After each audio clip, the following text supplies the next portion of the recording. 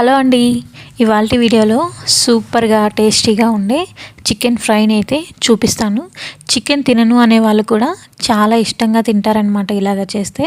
ఒకసారి ఈ విధంగా ట్రై చేయండి. ముందుగా welcome to Janvi's kitchen and vlogs. మా ఛానల్ని ఇంకా ఎవరైనా సబ్స్క్రైబ్ చేసుకోకపోతే సబ్స్క్రైబ్ చేసుకోండి ప్లీజ్. ముందుగా మనకు ఎంత చికెన్ అయితే కావాలో అంత చికెన్ అయితే ఇలాగ నీట్గా కడుక్కొని ఒక బౌల్లోకి తీసుకోవాలి. ఇందులోకి పీసులు మీడియం సైజ్ ఉంటే బాగుంటుందండి. కొద్దిగా సాల్ట్ వేసేసి కొంచెం ఉడకడానికి వాటర్ వేసేసి దీన్ని అయితే ఉడికించుకోవాలన్నమాట. మనకు పసుపు ఇలాంటివి ఏమి యాడ్ చేయాల్సిన అవసరం లేదు. ఉప్పు కూడా కొంచెం ముక్కలకు పట్టడానికి నేను అలా యాడ్ చేశాను అంతే. ఇంకా అది పొయ్యి మీద పెట్టి ఉడుకుతుండగా మనం అందులో కావాల్సినవి అయితే కట్ చేసి పెట్టుకుందాము. నేను ఇందులోకి ఆనియన్ అలాగే పచ్చిమిర్చి ఇలాగ చీలికల్లాగా చేసి పక్కన పెట్టుకున్నాను అనమాట. ఇలాగా చిన్నగా ఆనియన్స్ని కూడా కట్ చేసేసి పక్కన పెట్టేసుకున్నాను. మీ ఇష్టం అండి. ఆనియన్స్ మనకు చికెన్ క్వాంటిటీని బట్టి తీసుకోవాలన్నమాట, లేకపోతే స్వీట్నెస్ వస్తుంది మళ్ళీ. ఇక్కడైతే మనకి చికెన్ అయితే ఉడికిపోయింది. ఇంకా ఉడికిపోయిన తర్వాత ఇలాగ పీసుల్ని నేను వాటర్ అనేది లేకుండా ఒక బౌల్లో వేసేసుకుంటున్నాను. ఈ వాటర్ని అయితే మనం పడేయకూడదండి.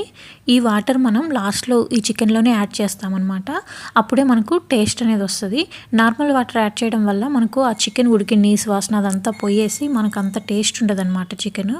నార్మల్గా మీరు పులుసు చేసుకునేటప్పుడైనా ఈ వాటర్ అనేది యాడ్ చేసుకోండి, సూపర్ టేస్టీగా ఉంటుంది. ఇంకా అలాగా పక్కన పెట్టుకునే చికెన్ ముక్కల్ని అలా చల్లారనివ్వాలి కొంచెం సేపు. ఇంకా తర్వాత బాండిల్ పెట్టేసి అందులో కొద్దిగా ఆయిల్ వేసేసి మనం కట్ చేసుకున్న ఆనియన్ ముక్కలు ఉన్నాయి కదా అవి వేసేసి ఇలా గోల్డెన్ బ్రౌన్ కలర్ వచ్చేంత వరకు బాగా వేపుకోవాలండి.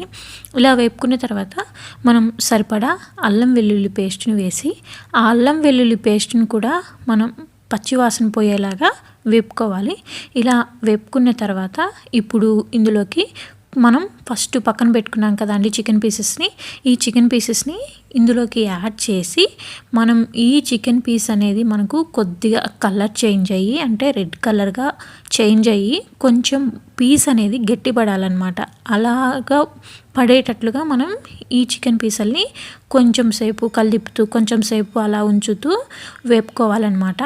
ముక్క అయితే మనకి రెడ్ కలర్ వచ్చి కొంచెం గట్టిపడేంత వరకు అయితే ఈ విధంగా సిమ్లో హైలో అడ్జస్ట్మెంట్ చేసుకుంటూ మనం వీటిని ఫ్రై చేసుకోవాలి.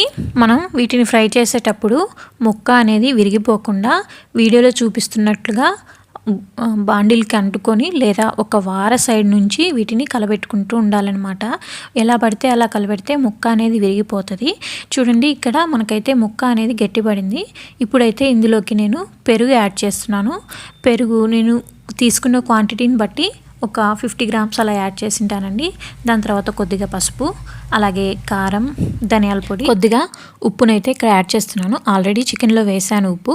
ఇక్కడ మసాలాలోకి సరిపోవాలి కాబట్టి కొద్దిగంత యాడ్ చేశాను అనమాట. ఇంకా వేసిన తర్వాత ఇప్పుడు ఇవన్నీ బాగా కలుపుకోవాలి.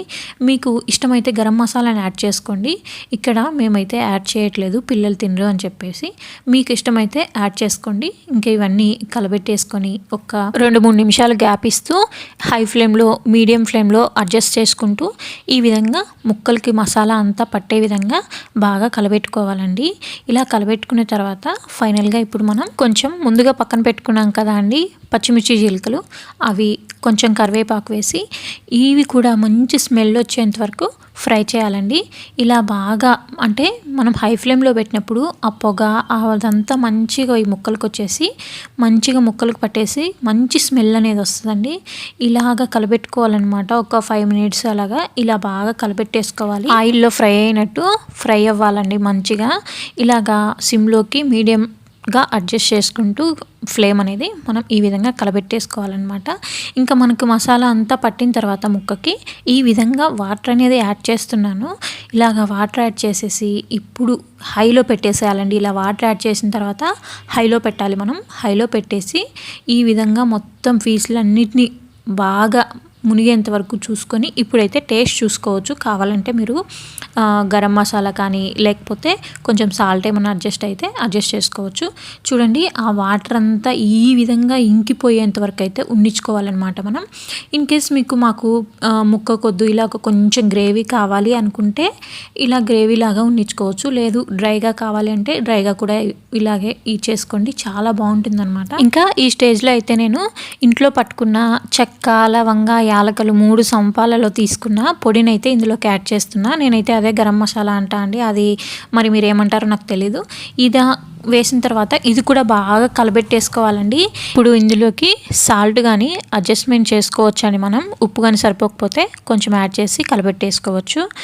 ఇంకా మనం ఇందులోకి అయితే కొద్దిగంత కొత్తిమీర యాడ్ చేసి, కొత్తిమీర కూడా బాగా ఒక 2 మినిట్స్ పాటు కలబెట్టేసామంటే కొత్తిమీర ఫ్లేవర్ కూడా మనకు చికెన్కి పట్టేసి ఇంకా రుచి ఎక్కువ పెరిగిపోతుందండి. మంచిగా ఉంటుందన్నమాట కొత్తిమీర ఫ్లేవర్ తగిలితే చికెన్కి.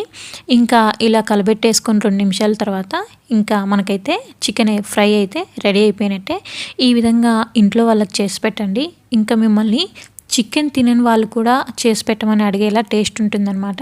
ఒకసారి మీరు కూడా ట్రై చేసి ఎలా వచ్చిందో నాకు కామెంట్ సెక్షన్లో కామెంట్ చేయండి.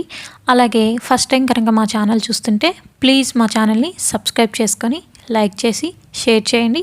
Thanks for watching. Bye. Subscribe చేయండి ప్లీజ్.